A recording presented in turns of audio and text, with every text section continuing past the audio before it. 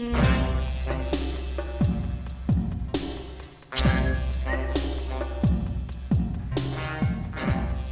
y a quelques années, j'ai retrouvé un job chez Viadeo en tant que COO, patron des opérations, à Paris.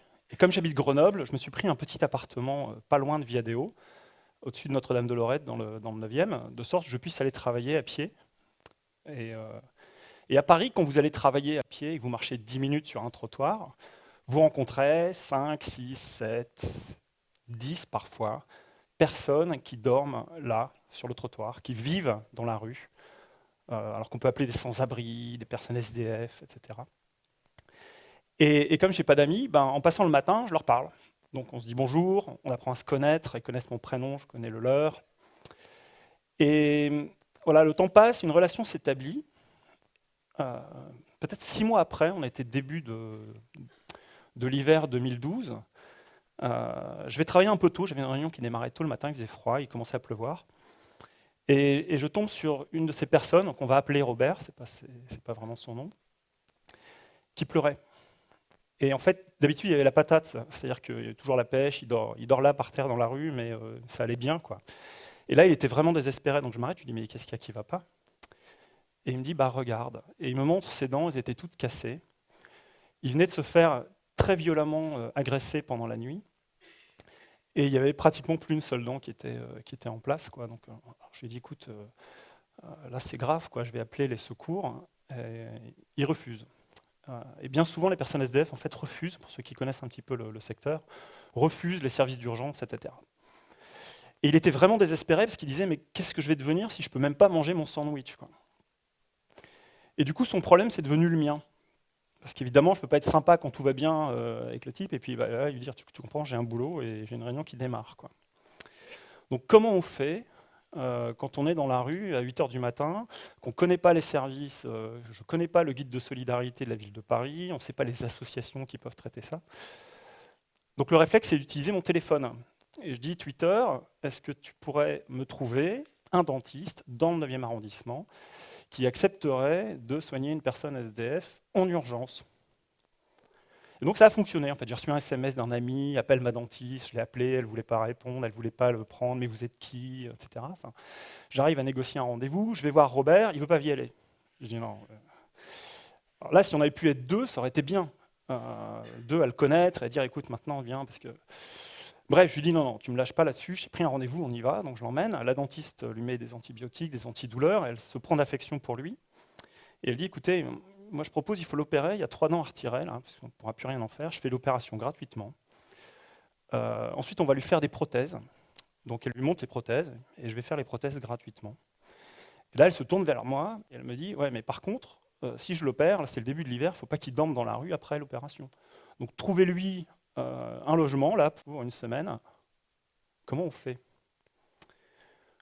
Donc là, j'ai utilisé de nouveau mon téléphone, avec un carnet de contact, en me disant, bah, tiens, je connais vaguement Romain qui a monté il y a 15 ans une asso pour s'occuper des SDF. J'appelle Romain qui me dit, appelle Étienne, il a fait une association qui fait de la colocation avec des SDF, j'appelle Étienne.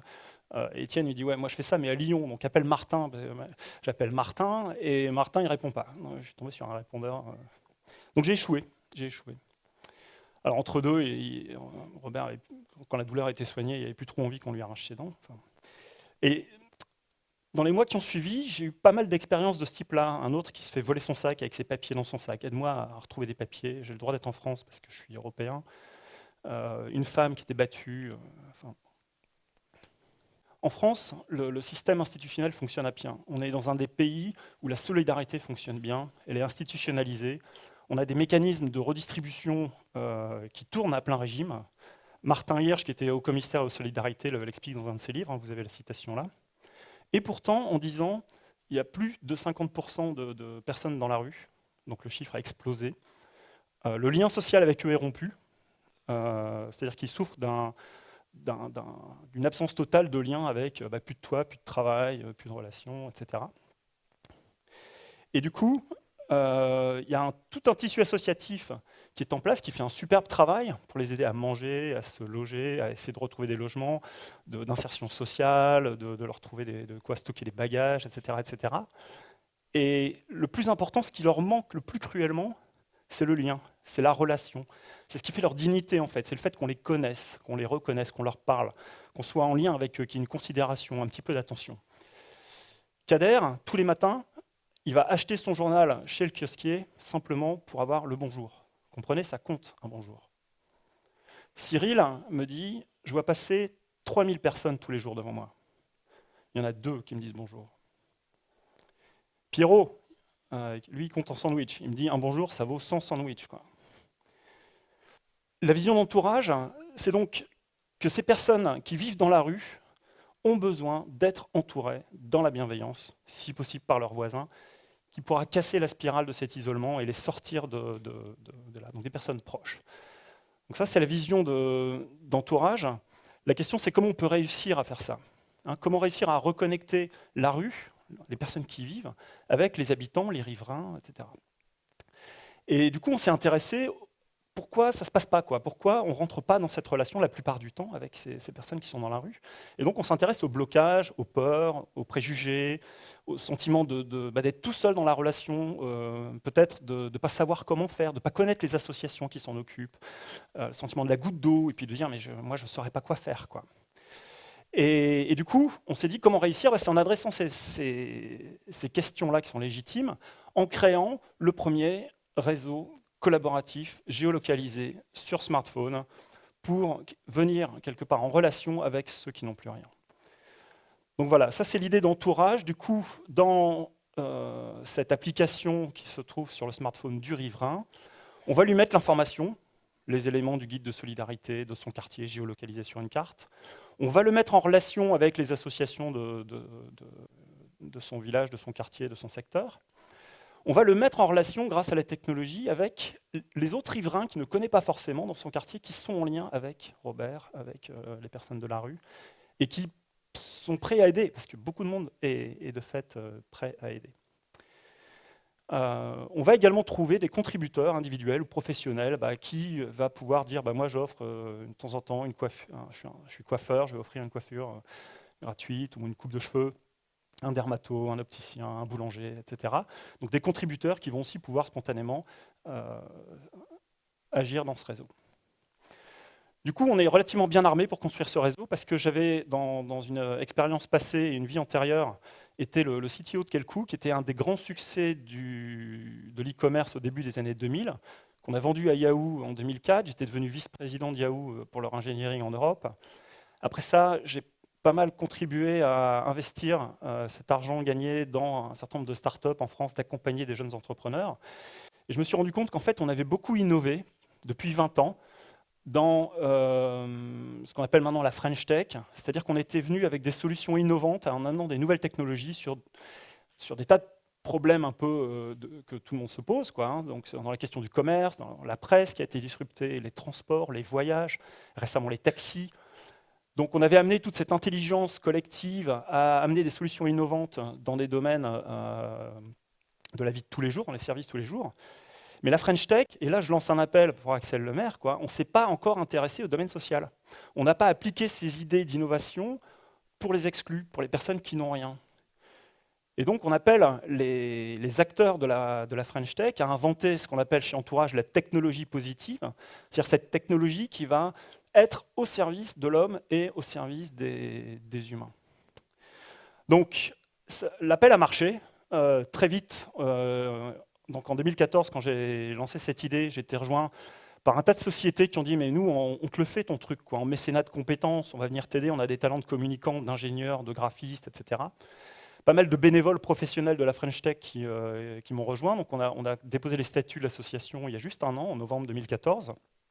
Quelques fondations aussi qui ont commencé à nous aider, parce qu'il faut quand même un petit peu d'argent pour faire ça. Et on a sorti fin septembre une première version en bêta-test. C'est une première étape qui permet d'équiper pour l'instant les associations du secteur, c'est-à-dire les associations qui font des tournées rues, qui font des maraudes, qui vont au contact avec les personnes de la rue. Donc on a créé une plateforme qui s'appelle Open Maraude, sur laquelle les associations participent. Et en parallèle, on est en train de travailler, donc ça c'est en cours de déploiement, et on est en train de travailler en parallèle avec les ingénieurs pour développer la version grand public qui, j'espère, sera disponible un peu au début de l'année prochaine. Donc voilà, Entourage, vous l'avez compris, ce n'est pas un réseau d'aide. Ce n'est pas un réseau de signalement, d'alerte, un réseau d'aide matérielle dans lequel on s'auto-organise pour amener à manger, quoi. C'est un réseau de relations, si possible de relations d'égal à égal. C'est-à-dire que la relation, elle humanise. La relation, elle redonne la dignité aux deux parties, et elle humanise les deux parties d'ailleurs. Quand vous rentrez en relation avec quelqu'un qui est exclu sur le bord de la route, bah, évidemment, vous lui faites du bien parce que vous lui apportez de considération, de l'affection, de l'attention, la preuve qu'il existe.